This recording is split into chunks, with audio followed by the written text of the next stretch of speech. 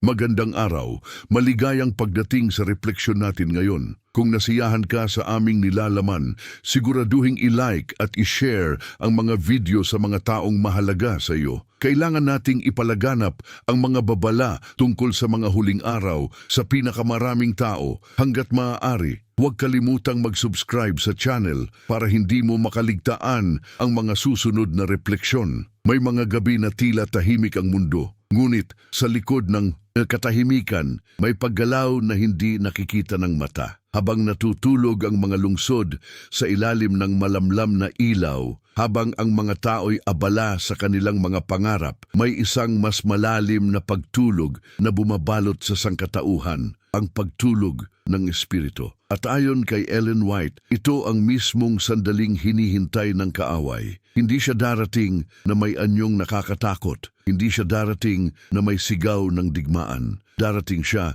na tila may liwanag, may kapayapaan, may himala, may anyong banal.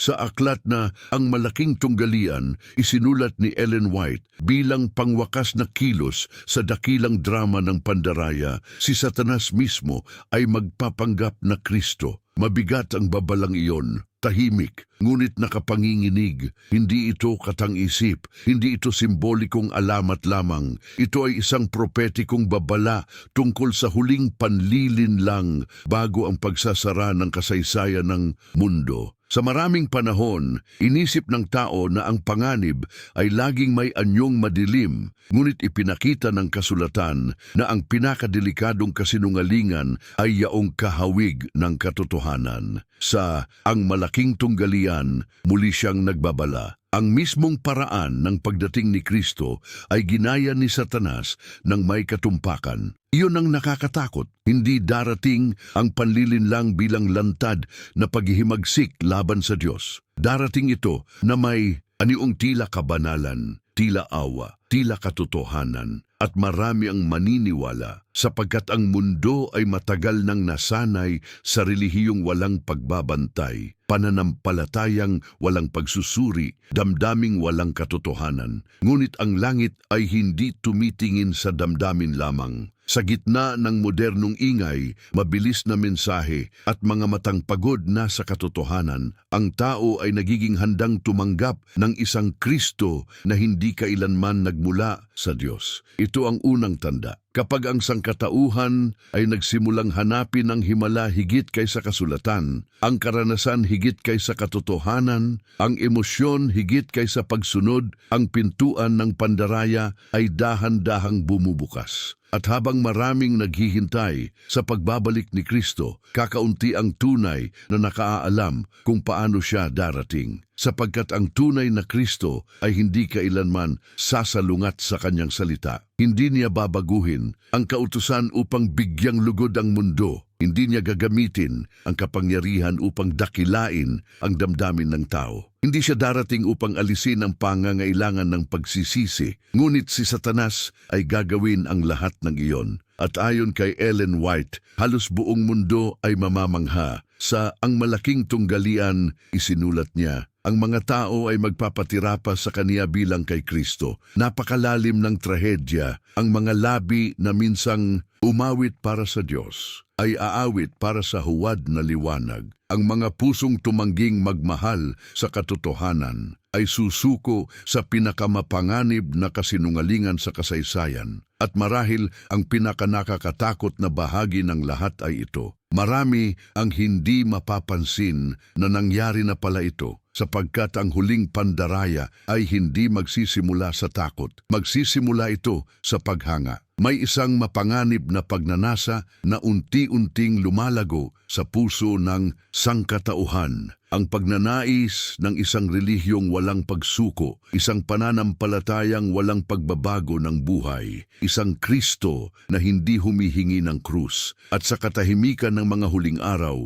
ito ang magiging isa sa pinakamalinaw na tanda ng huwad na pagpapakita. Sapagkat ayon kay Ellen White, kapag si Satanas ay magpapanggap na Kristo, hindi niya sisirain agad ang relihiyon. Hindi niya aatakihin ang Biblia ng lantaran. Sa halip, gagawin niyang tila mas magaan ang landas ng pagsunod. Sa ang malaking tunggalian, isinulat niya, ipahahayag niya na binago niya ang Sabat sa linggo at iuutos sa lahat na ipangilin ang araw na kaniyang pinagpala. Napakalalim ng pandarayang iyon, sapagkat sa unang tingin, tila ito'y banal, tila makakristo, tila may kapangyarihang mula sa langit. Ngunit sa ilalim ng liwanag na iyon ay may isang tahimik na paghihimagsik laban sa walang hanggang kautusan ng Diyos. Ito ang unang tanda. Ang huwad na Kristo ay laging magdadala ng relihiyong komportable sa kasalanan. Hindi niya aalisin ang pangalan ni Jesus sa mga labi ng tao. Hindi niya aalisin ang mga simbahan.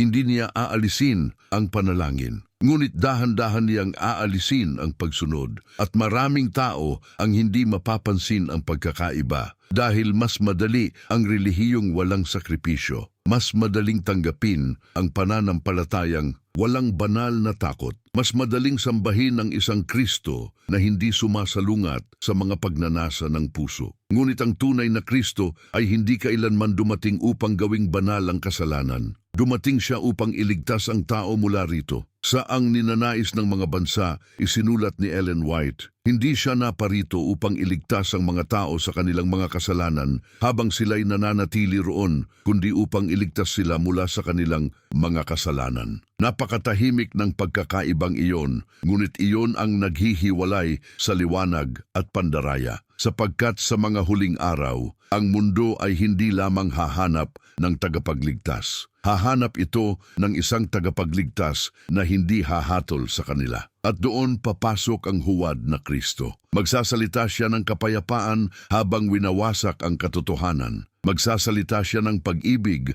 habang binabali ang kautusan ng Diyos. Magsasalita siya ng biyaya habang pinapatahimik ang tawag sa pagsisisi. At ang mga taong matagal nang napagod sa banal na katotohanan ay magsisimulang tawagin ang kompromiso na liwanag. Ito ang trahedya ng huling panahon. Hindi dahil kulang ang babala ng Diyos, kundi dahil maraming tao ang mas piniling mahalin ang ginhawa kaysa katotohanan. Sa buong kasulatan, ang kautusan ng Diyos ay hindi kailanman iniharap bilang tanikala, kundi bilang salamin ng kanyang banal na karakter. At kaya ang unang tanda ng huwad na Kristo ay malinaw. Siya ay magsasalita laban sa pagsunod habang ginagamit ang pangalan ni Kristo. Hindi sa pamamagitan ng lantad na paglapastangan, kundi sa pamamagitan ng relihiyosong panlililang na tila puno ng awa. At ang mga pusong hindi nakaangkla sa salita ng Diyos ay madaling matangay ng liwanag na hindi nagmula sa langit, sapagkat hindi lahat ng liwanag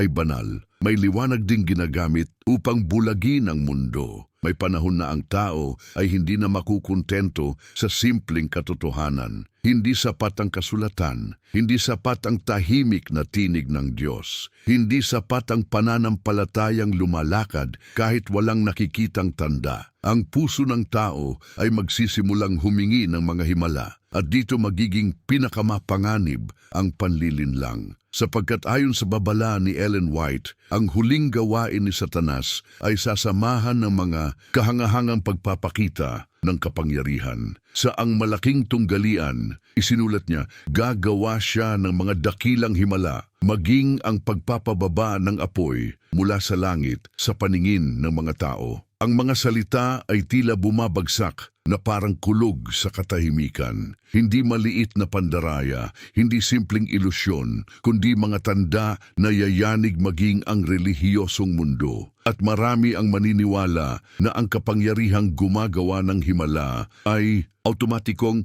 nagmumula sa Diyos. Ngunit ang propesiya ay matagal nang nagbabala na hindi lahat ng himala ay banal. Sa kasulatan, ang kaaway ay laging gumagamit ng mga kahangahangang bagay upang ilayo ang tao sa pagsunod. Sa Ehipto, ginaya ng mga mahikero ang ilang tanda ni Moises. Sa ilang, ang Israel ay mas humanga sa nakikita kaysa sa tinig ng Diyos. At sa huling panahon, mauulit muli ang parehong trahedya. Ang sangkatauhan ay muling mahuhulog sa pagsamba sa nakikita. Ito ang ikalawang tanda. Kapag ang mga tao ay nagsimulang sukatin ng katotohanan batay sa himala at hindi batay sa salita ng Diyos, ang panlilinlang ay nakakapasok na sa kanilang puso. sapagkat ang tunay na pananampalataya ay hindi nakatayo sa emosyon lamang. Ito ay nakaugat sa katotohanan kahit sa gitna ng katahimikan. Sa mga gawa ng mga apostol, isinulat ni Ellen White, ang mga kahangahangang gawa ay hindi katibayan na ang tao ay nasa panig ng Diyos. Ngunit ang mundo ay madaling mabighani kapag may paggaling, kapag may liwanag, kapag may tinig na tila makalangit. Maraming tao ang agad na naniniwalang naroon ang presensya ng Diyos. At ito mismo ang gagamitin ng kaaway. Hindi niya sisirain agad ang relihiyon. Pupunuin niya ito ng mga tanda na walang banal na pundasyon. Unti-unting matutong sambahin ng tao ang damdaming dulot ng himala kaysa sa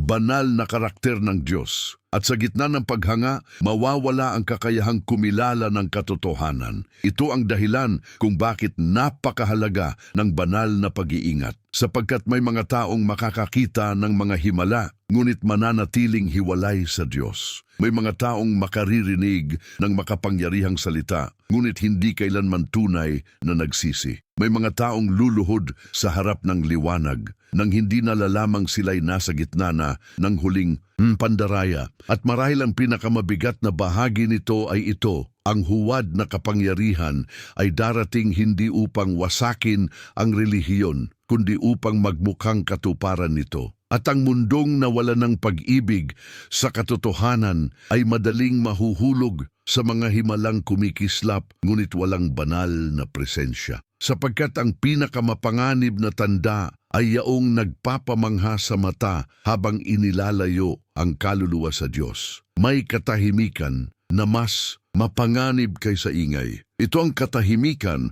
ng konsensyang hindi na ginugulo ng banal na katotohanan. Ang katahimikan ng kaluluwang matagal nang tumigil sa pakikipaglaban-laban sa kasalanan. Ang katahimikan ng relihiyong wala ng luha ng pagsisisi. At ayon sa mga babala ni Ellen White, ito ang magiging isa sa pinakamalinaw na bakas ng huwad na Kristo. Sapagkat kapag si Satanas ay magpapanggap na tagapagligtas, hindi niya tatawagin ang tao tungo sa tunay na pagbabago ng puso. Hindi niya ibubunyag ang lalim ng kasalanan. Hindi niya gigisingin ang natutulog na konsensya. Hindi niya ihaharap ang kabanalan ng Diyos na nagpapayuko sa tao sa alabok. Sa halip, dadalhin niya ang mensaheng nakapagpapalubag ng budhi habang iniiwan ang puso sa kadiliman. Sa mga talinhaga ni Kristo, isinulat ni Ellen White, ang tunay na pagsisisi ay nagdadala sa tao upang kamuhian ang kasalanan. Ngunit sa huling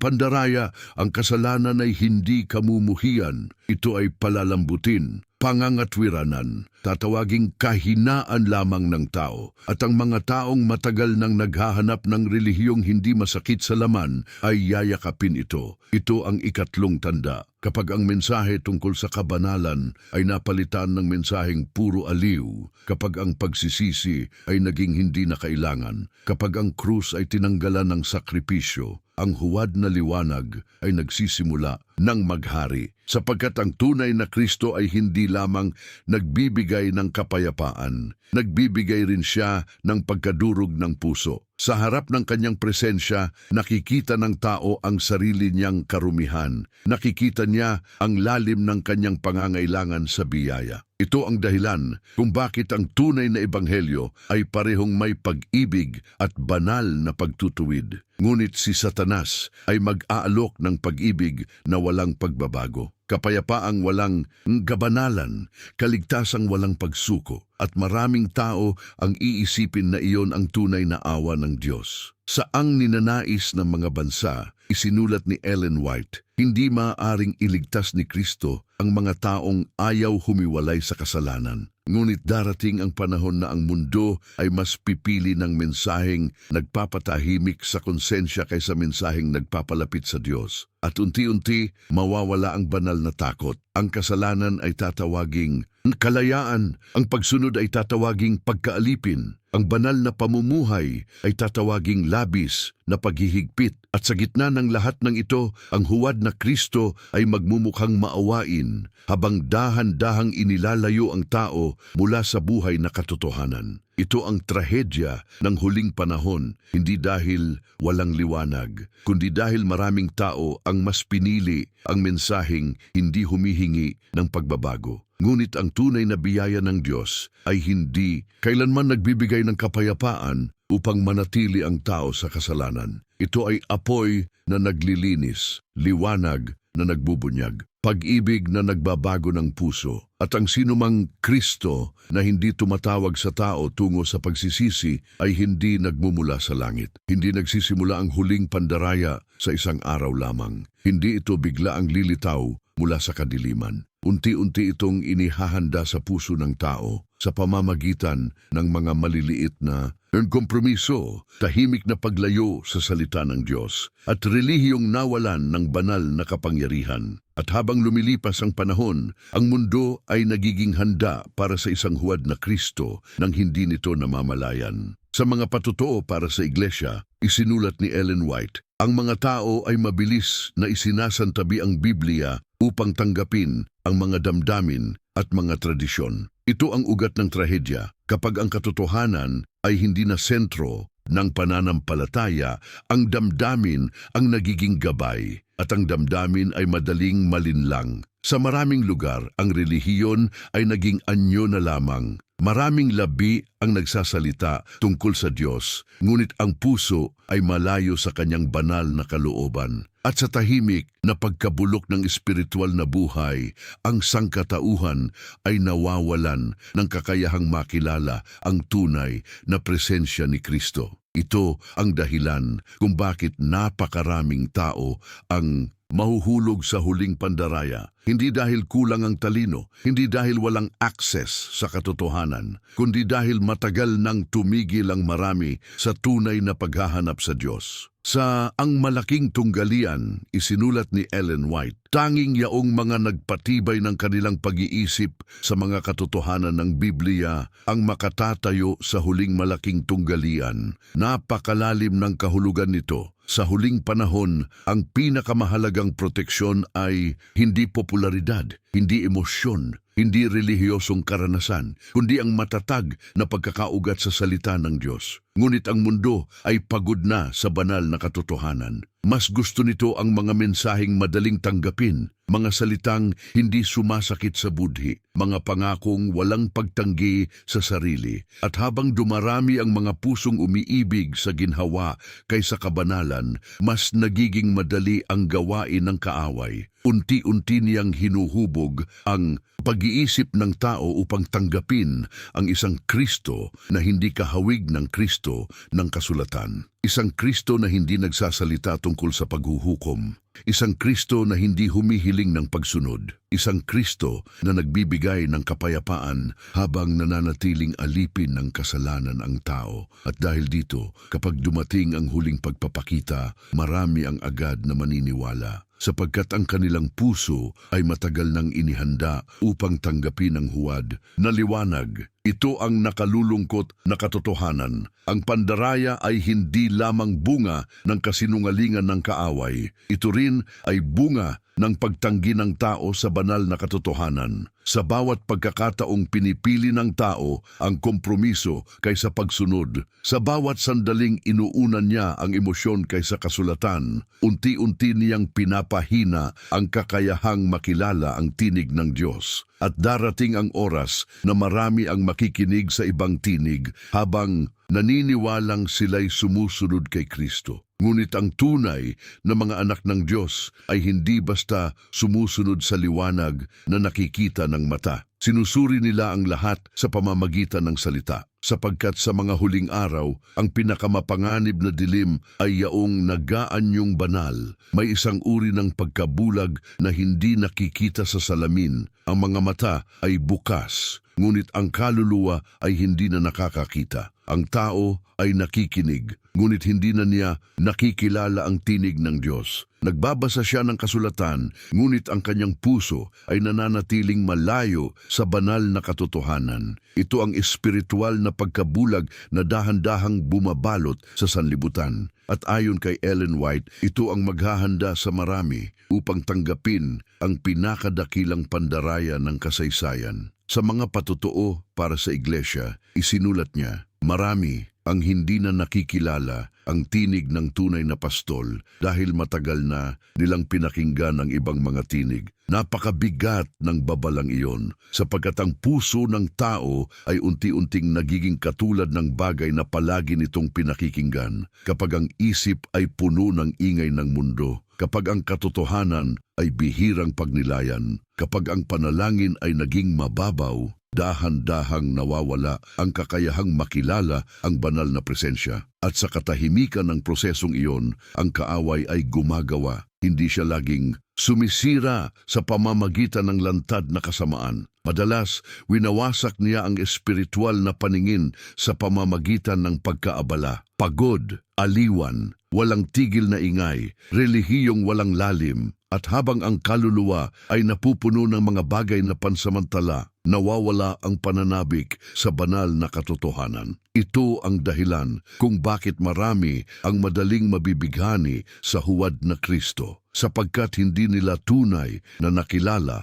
ang tunay na Kristo. Sa ang ninanais ng mga bansa, isinulat ni Ellen White, ang pagkakilala kay Kristo ay hindi bunga ng salita lamang kundi ng araw-araw na pakikisama sa Kanya. Ngunit sa mga huling araw, marami ang magkakaroon ng relihiyon na walang tunay na pakikisama sa Diyos. At kapag dumating ang huwad na liwanag, ang kanilang espiritual na paningin ay hindi magiging sapat upang makilala ang kaibahan. Ito ang nakapangingilabot na bahagi ng propesiya. Hindi lahat ng mawawala ay lantad na rebelde. Marami ang maniniwalang sila'y ligtas. Marami ang iisipin na sila'y sumusunod kay Kristo habang sumusunod na pala sila sa ibang tinig. At habang lumalalim ang espiritual na dilim ng mundo, ang banal na katotohanan ay magsisimulang magmukhang kakaiba sa marami. Ang pagsunod ay tatawaging labis. Ang kabanalan ay tatawaging panatiko. Ang tapat na babala ay tatawaging paghuhusga. Ito ang tanda ng mga matang hindi na marunong makakita. Kapag ang puso ay nawalan ng pag-ibig sa katotohanan, kahit ang malinaw na liwanag ay nagiging mahirap tanggapin, at dito lalong magiging mapanganib ang pagpapanggap ni Satanas bilang Kristo, sapagkat darating siya sa mundong matagal nang nasanay sa huwad na liwanag. Ngunit may isang pangako para sa mga nananatiling mapagbantay. Ang Diyos ay hindi nag-iiwan ng kanyang bayan sa kadiliman. Ang mga pusong mapagpakumbabang naghahanap ng katotohanan. Ang mga kaluluwang nanginginig pa rin sa kanyang salita, ang mga taong mas umiibig sa pagsunod kaysa kaginhawahan ay bibigyan ng espiritual na paningin upang makilala ang pandaraya, sapagkat ang tunay na liwanag ng langit ay hindi lamang nakikita ng mata. Ito ay kinikilala ng pusong ganap na sumusunod sa Diyos. Darating ang oras na ang pandaraya ay hindi na lihim. Ang dating mga bulong ay magiging pandaigdigang ang paghanga. Ang dating tahimik na impluensya ay magiging kapangyarihang yayanig sa mga bansa. At ang sanlibutan ay magsisimulang tumingin sa huwad na liwanag na parang ito ang pag-asa ng sangkatauhan. Ito ang sandaling nakita ni Ellen White sa kanyang mga babala tungkol sa mga huling araw. Sa ang malaking tunggalian, isinulat niya, sa pamamagitan ng dalawang dakilang kamalian, ang kawalang kamatayan ng kaluluwa at ang pangingilin ng linggo, dadalhin ni Satanas ang mga tao sa ilalim ng kaniyang mga pandaraya. Unti-unting magkakaisa ang mundo sa ilalim ng isang espiritual na impluensyang tila banal. At habang lumalalim ang krisis ng sangkatauhan, mga digmaan, takot, kaguluhan, pagguho ng moralidad, lalo ring lalakas ang pagnanais ng tao para sa isang makapangyarihang espiritual na pinuno. Isang tinig na magdadala ng kapayapaan, isang figurang magmumukhang may sagot sa kaguluhan ng mundo. isang Kristo na kayang pag-isahin ang mga bansa. At kapag lumitaw siya, maraming tao ang iiyak sa paghanga, sapagkat sa panlabas na anyo, halos wala ng pagkakaiba. Sa Ang Malaking Tunggalian, isinulat ni Ellen White, ang anyo ni Satanas ay kahawig ng paglalarawan sa anak ng Diyos. Napakabigat isipin nito. Ang mga taong matagal nang naghihintay sa pagbabalik ni Kristo ay maaaring lumuhod sa harap ng huwad na pagpapakita. Ito ang dahilan kung bakit hindi sapat ang emosyon, hindi sapat ang himala, hindi sapat ang popular na opinyon. Sapagkat sa huling panahon, halos buong sanlibutan ay magkakaisa sa maling direksyon. At ang mga mananatiling tapat sa salita ng Diyos ay magiging kakaunti. Maaari silang tawaging mapanira sa kapayapaan. Maaari silang akusahan na lumalaban sa pagkakaisa. Maaari silang kutyain dahil tumatangging sumunod sa pandaigdigang paghanga. Ngunit ang katotohanan ay hindi nasusukat sa dami ng naniniwala rito. Sa panahon ni Noe, kakaunti lamang ang naniwala. Sa panahon ni Elias, kakaunti lamang ang tumindig para sa Diyos. At sa huling panahon,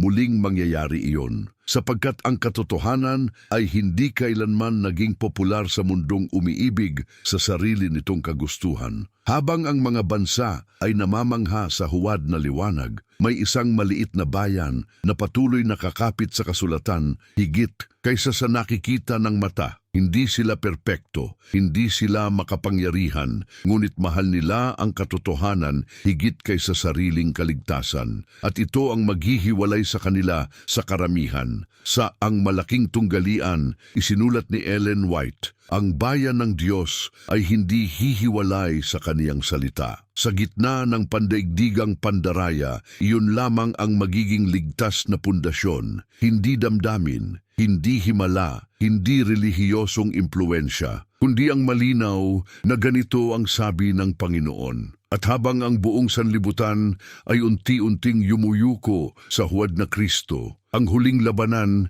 ay hindi lamang tungkol sa pagsamba. Ito ay tungkol sa katotohanan laban sa pandaraya, pagsunod laban sa kompromiso, at liwanag ng langit laban sa liwanag na nilikha ng kaaway. May mga sandali sa kasaysayan na tila nananalo ang kasamaan. Mga sandaling ang katotohanan ay tila mahina, ang mga tapat ay harila nag-iisa, at ang mundo ay parang tuluyan ng sumuko sa pandaraya. Sa huling krisis darating ang ganoong sandali. At ayon kay Ellen White, ito ang panahon kung kailan ang bayan ng Diyos ay daraan sa pinakamabigat na pagsubok ng pananampalataya. Sa Ang Malaking Tunggalian, isinulat niya, ang bayan ng Diyos ay dadalhin sa malalalim na kalagayan ng pagdadalamhati at kapighatian. Habang ang huwad na Kristo ay tumatanggap ng paghanga ng sanlibutan, ang mga tumatangging sumunod ay magsisimulang tingnan bilang hadlang sa kapayapaan. Unti-unting lalaki ang presyon, hindi lamang sa politika, hindi lamang sa relihiyon, kundi maging sa araw-araw na buhay.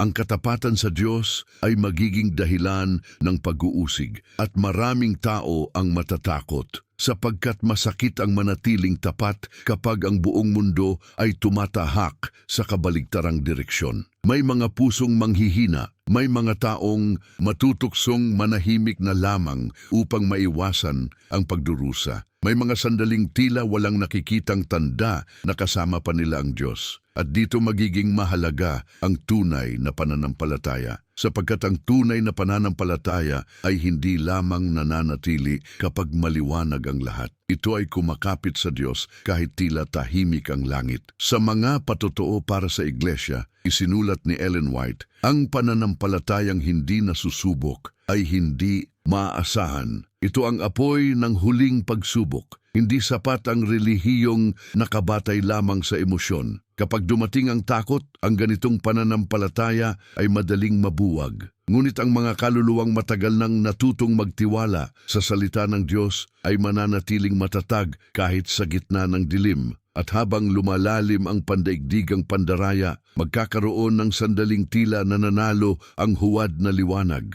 Ang katotohanan ay magiging kakaunti. ang katapatan ay magiging mahal at ang mga sumusunod sa Diyos ay maaring magmukhang talunan sa paningin ng mundo. Ngunit ang langit ay hindi sumusukat ayon sa nakikita ng tao. Sa buong kasulatan, madalas na tila mahina ang bayan ng Diyos bago dumating ang kanyang pagliligtas. Nasa arka si Noe habang ang mundo ay tumatawa. Nasa yungib si Elias habang ang Israel ay lumuluhod kay Baal. Nasa krus si Kristo habang iniisip ng marami na tapos na ang lahat.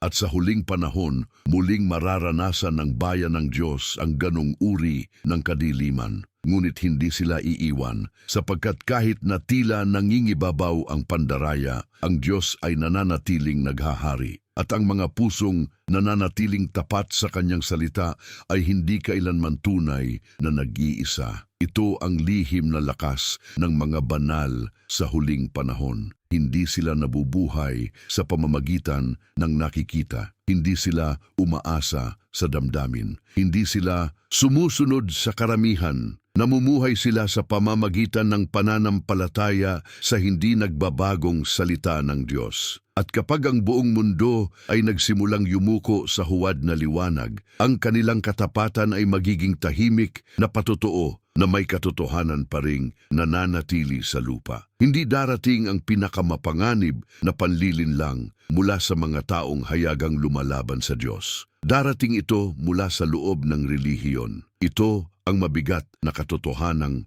paulit-ulit na ipinakita sa kasulatan at sa mga babala ni Ellen White. Ang huling pandaraya ay hindi lamang laban sa mundo. Ito ay papasok maging sa mga lugar na gumagamit ng pangalan ni Kristo. Sa Ang Malaking Tunggalian, isinulat niya, "Marami ang may anyo ng kabanalan ngunit itinatanggi ang kapangyarihan nito." Napakatahimik ng pagkabulok na iyon, sapagkat posible palang magsalita tungkol sa Diyos habang ang puso ay malayo sa Kanya. Posibleng magkaroon ng relihiyosong anyo ngunit walang tunay na pagsunod. At sa paglipas ng panahon, ang ganitong uri ng relihiyon ay nagiging perpektong daan para sa pandaraya. Dahil kapag ang katotohanan ay napalitan ng tradisyon, kapag ang pagsunod ay napalitan ng emosyon, kapag ang banal na presensya ay napalitan ng palabas, ang tao ay nagiging handa para sa huwad na liwanag. Ito ang dahilan kung bakit ang huling panlilinlang ay magiging napakalawak. Hindi lamang mga walang pananampalataya ang malilinlang, marami ring relihiyosong tao ang madadala ng huwad na Kristo. Sa mga piling mensahe, isinulat ni Ellen White, ang kaaway ay naghahanda ng kaniyang mga pandaraya para sa mga nag-aangking bayan ng Diyos. Napakabigat pakinggan ito, sapagkat nangangahulugan itong hindi sapat ang pagiging relihiyoso upang maging ligtas sa pandaraya. Hindi sapat ang kaalaman lamang. Hindi sapat ang pagiging bahagi ng simbahan. Hindi sapat ang panlabas na kabanalan. Ang tunay na tanong ay ito, ang puso ba ay ganap na sumusunod sa Diyos at sa Kanyang salita? Sapagkat sa huling panahon, magkakaroon ng relihiyong puno ng damdamin ngunit kulang sa katotohanan. Mga pagtitipong puno ng sigasig ngunit walang banal na pagbabago. Mga mensaheng puno ng pag-asa ngunit walang pagsisisi. Mga lider na magsasalita tungkol kay Kristo habang unti-unting inilalayo ang tao sa pagsunod. At maraming tao ang hindi makakakita ng panganib. Dahil ang huwad na liwanag ay magiging kaakit-akit, maganda sa paningin, nakapagpapasigla sa damdamin. Ngunit sa ilalim nito ay may tahimik na paglayo mula sa katotohanan ng Diyos. Ito ang dahilan kung bakit paulit-ulit na nagbabala si Ellen White tungkol sa pangangailangang bumalik sa kasulatan. Sa Ang Malaking Tunggalian, isinulat niya, sa Biblia lamang dapat hanapin ang lahat ng doktrina. Ngunit sa mga huling araw, marami ang mas magtitiwala sa damdamin kaysa sa malinaw na salita ng Diyos. At dito, lalong lalalim ang pandaraya, sapagkat kapag ang relihiyon ay humiwalay sa katotohanan, madali itong nagiging kasangkapan ng kaaway habang iniisip pa rin ng tao na siya'y sumusunod sa Diyos. Ito ang pinakamabigat na bahagi ng lahat. Ang ilan ay mananalangin, ngunit sa huwad na liwanag. Aawit, ngunit para sa maling espiritu. at maniniwalang sila'y nasa panig ng langit habang unti-unti na silang nahuhulog sa pinakahuling pandaraya. Ngunit ang mga tunay na tapat ay patuloy na susubok sa lahat sa pamamagitan ng salita, sapagkat alam nila hindi lahat ng relihiyoso ay banal, hindi lahat ng liwanag ay mula sa Diyos, at hindi lahat ng gumagamit ng pangalan ni Kristo ay tunay na sumusunod sa Kanya. Habang papalapit ang katapusan, may isang paghihiwalay na unti-unting nangyayari sa lupa. Hindi ito agad nakikita ng mata. Hindi ito nagsisimula sa mga hangganan ng bansa o sa mga digmaan ng tao. Nagsisimula ito sa loob ng puso. Araw-araw, ang bawat kaluluwa ay dahan-dahang pumipili kung aling tinig ang kaniyang susundin. Ang tinig ng katotohanan o ang tinig ng komportabling pandaraya. At ayon kay Ellen White, darating ang sandaling magiging ganap na malinaw ang pagkakaibang iyon. Sa Ang Malaking Tunggalian, isinulat niya, may dalawang uri lamang sa sanlibutan, yaong sumusunod sa Diyos at yaong sumusunod kay Satanas. Napakasimple ng pahayag, ngunit napakalalim, sapagkat sa mga huling araw, hindi na magiging sapat ang panlabas na anyo ng relihiyon. Hindi na maitatago ng tao kung sino talaga ang kaniyang pinaglilingkuran. Ang mga umiibig sa katotohanan ay lalong kakapit sa salita ng Diyos, kahit ito'y magdulot ng pagdurusa. Ngunit ang mga umiibig sa ginhawa ay unti-unting susunod sa huwad na liwanag upang mapanatili ang kapayapaan sa mundo. At dito magsisimulang luminaw ang dalawang landas. May mga taong pipiliing sumunod sa Diyos kahit mawalan ng seguridad. At may mga taong pipiliing sumunod sa karamihan upang maiwasan ng sakit. Ito ang tahimik na paghihiwalay ng mga kaluluwa. Hindi ito laging makikita sa panlabas na kilos agad. Madalas, nagsisimula ito sa maliliit na desisyon ng puso. Kapag pinipili ng tao ang kompromiso kaysa katotohanan, kapag inuuna niya ang pagtanggap ng mundo kaysa pagsunod sa Diyos, unti-unti siyang lumalakad palayo sa liwanag. At habang lumalalim ang krisis ng huling panahon, magiging mas malinaw ang bunga ng bawat pagpili. Sa mga patotoo para sa iglesia, isinulat ni Ellen White, ang bawat gawa ay nagpapakita kung sino ang ating pinaglilingkuran. Darating ang oras na hindi na maaring manatiling neutral. Sapagkat ang huwad na Kristo ay hindi lamang hihingi ng paghanga, hihingi siya ng katapatan. At ang mga pusong matagal nang nasanay sa kompromiso ay madaling susunod. Ngunit ang mga tunay na tapat ay pipiliing manatili sa Diyos kahit sila'y maunawaan ng mali, iwanan o usigin. Ito ang magiging tanda ng tunay na pananampalataya, hindi kasikatan, hindi kapangyarihan, hindi paghanga ng sanlibutan, kundi ang tahimik ngunit matatag na pagsunod sa Diyos sa gitna ng pandaigdigang pandaraya. At habang dahan-dahang naghihiwalay ang dalawang uri ng mga tao, ang langit ay nakatingin hindi lamang sa mga salita ng tao, kundi sa direksyon ng puso, sapagkat ang bawat kaluluwa ay unti-unting hinuhubog para sa isang huling desisyon. At darating ang araw na ang pinili ng tao sa lihim ay mahahayag sa harap ng buong sansinukob kung sino ang tunay niyang minahal, kung aling tinig ang kaniyang sinunod, kung alin ang mas mahalaga sa kaniya, ang katotohanan ng Diyos o ang kapayapaan ng sanlibutan. At sa araw na iyon, mawawala ang lahat ng pagkukunwari. Tanging dalawang panig lamang ang mananatili. Habang ang sanlibutan ay abala sa huwad na liwanag, may isang dakilang katotohanang hindi kailanman magbabago. Ang tunay na pagbabalik ni Kristo ay hindi maitatago. Hindi ito lilitaw sa lihim. Hindi ito mangangailangan ng pandarayang himala upang paniwalaan. Ito ang pag-asang matagal nang ipinangako sa kasulatan. At ito ang dahilan kung bakit ang mga tapat ay hindi kailangang malinlang. Sa Ang Malaking Tunggalian, isinulat ni Ellen White, hindi maaaring gayahin ni Satanas ang paraan ng pagparito ni Kristo. Napakahalaga ng pahayag na iyon sapagkat bagaman kayang gayahin ng kaaway ang anyo, mga salita at mga himala, may isang bagay na hindi niya kailanman kayang tularan, ang kaluwalhatian ng tunay na pagbabalik ng anak ng Diyos. Ang tunay na Kristo ay hindi darating upang maglakad sa lihim lihim sa pagitan ng mga tao. Hindi siya lilitaw bilang isang pandaigdigang guro lamang. Hindi siya darating upang magtatag ng huwad na kapayapaan sa lupa. Darating siya sa kaluwalhatian ng langit. Sa Ang Malaking Tunggalian, muling isinulat ni Ellen White, ang kaniyang pagdating ay magiging hayag, gaya ng kidlat na nakikita mula silangan hanggang kanluran. Walang sinuman ang mangangailangang ipahayag kung nasaan siya. Walang lihim na pagpapakita. Walang nakatagong silid. Walang piling grupo lamang ang makakakita. Ang buong lupa ay manginginig sa kanyang pagdating.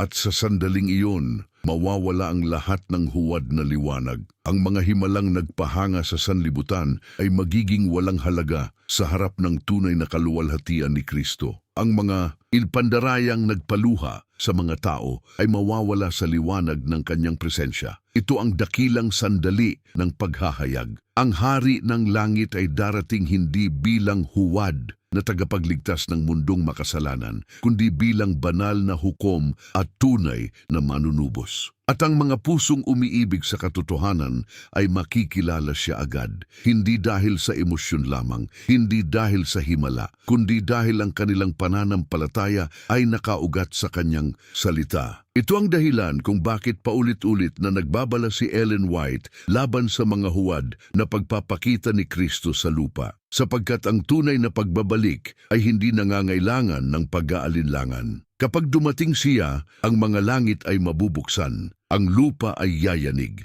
at ang bawat mata ay makakakita sa kanya. Sa gitna ng lahat ng pandaraya ng mga huling araw, ito ang banal na katiyakan para sa bayan ng Diyos. Hindi kailanman pababayaan ng langit ang katotohanan na manatiling natatakpan magpakailanman. Darating ang araw na ang bawat huwad na liwanag ay mamamatay. Bawat kasinungalingan ay mahahayag at bawat kaluluwang tumangging ipagbili ang katotohanan ay makikita ang tunay na hari. At sa araw na iyon, ang lahat ng paghihintay, pagdurusa at katapatan ng mga banal ay magkakaroon ng walang hanggang kahulugan sapagkat ang tunay na Kristo ay darating at walang pandaraya ng kaaway ang kayang pigilan ang liwanag ng kanyang kaluwalhatian. Kapag ang huling bagyo ng pandaraya ay tuluyang bumalot sa sanlibutan, may isang tanong na mananatili. Sino ang mananatiling nakatayo? Hindi ang pinakamakapangyarihan, hindi ang pinakasikat, hindi yaong may pinakamalaking impluensya sa mundo, kundi yaong mga natutong manatiling tapat kahit walang nakikitang kasiguruhan sa lupa. Sa Ang Malaking Tunggalian,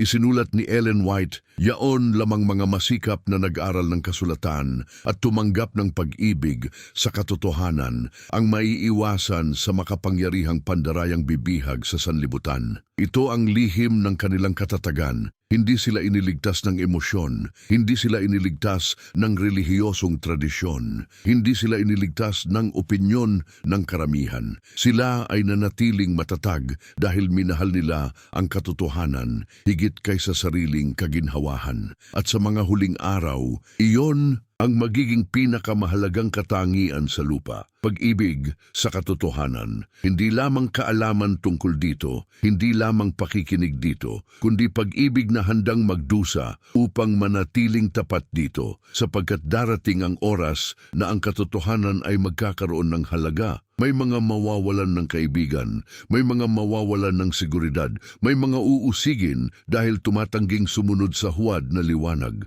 At sa gitna ng lahat ng ito, ang mga tapat ay kakapit sa pangako ng Diyos. Sa mga piling mensahe, isinulat ni Ellen White, ang Diyos ay magkakaroon ng bayan na maninindigan para sa Biblia at sa Biblia lamang. Napakaliit marahil nila sa paningin ng mundo, ngunit sa paningin ng langit, sila ang tunay na mayaman, sapagkat pinili nila ang walang hanggang katotohanan kaysa pansamantalang kapayapaan, habang ang iba ay yumuyuko sa huwad na Kristo upang maiwasan ang pagdurusa. Ang mga tapat ay pipiliing manatili kay Kristo kahit ang buong sanlibutan ay lumayo. At ito ang magpapakita kung sino talaga ang kabilang sa kaharian ng Diyos. Hindi ang mga labi lamang na nagsasalita ng pananampalataya, kundi ang mga pusong nananatiling sumusunod kahit sa gitna ng takot.